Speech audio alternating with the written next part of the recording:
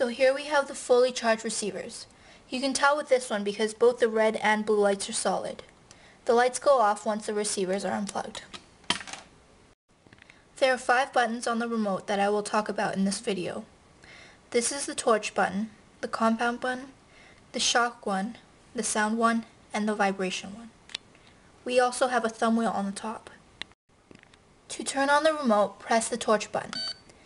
Notice how the red light is not on the first dog. We can change that by holding down the compound button until the red light does move to the first dog. Now we can turn on the receiver. As you have probably noticed, there is a power button on one side. You just have to press and hold it until the red light comes on and you hear a beep.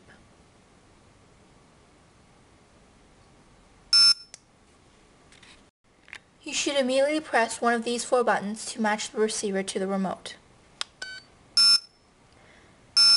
The red light should turn off.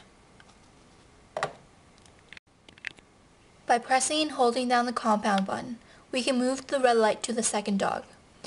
You can now turn on the other receiver and match it just like you matched the first one.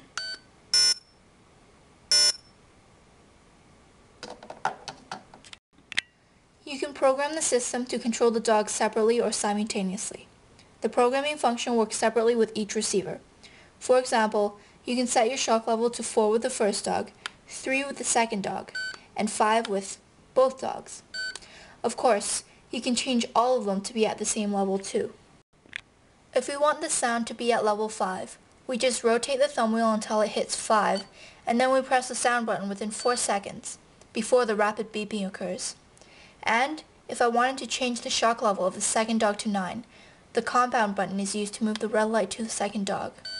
Then, the thumb wheel is rotated to 9, and the shock button is pushed.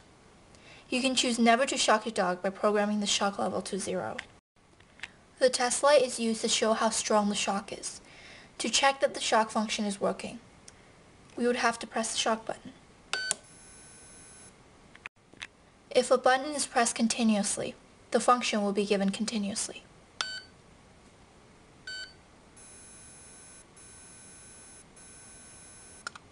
If we want the beeping, vibration, and the shock to be used at the same time, we can press the compound button.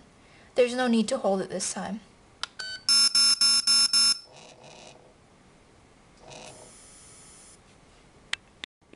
The automatic anti-barking function is intelligent in that it decreases the chance that an outside source, for example, the sound of a car passing by, will trigger the receiver. You can turn this on for the first dog by moving the light to its correct position and then holding the torch button and pressing the sound button. You can choose to do the same for the second dog. There is one more function with this system, the LED light. It can be used in dark settings and is turned on by pressing and holding the torch button. Last but not least, you should know that the remote will go into sleep mode automatically after 1 minute of inactivity. Thanks for watching.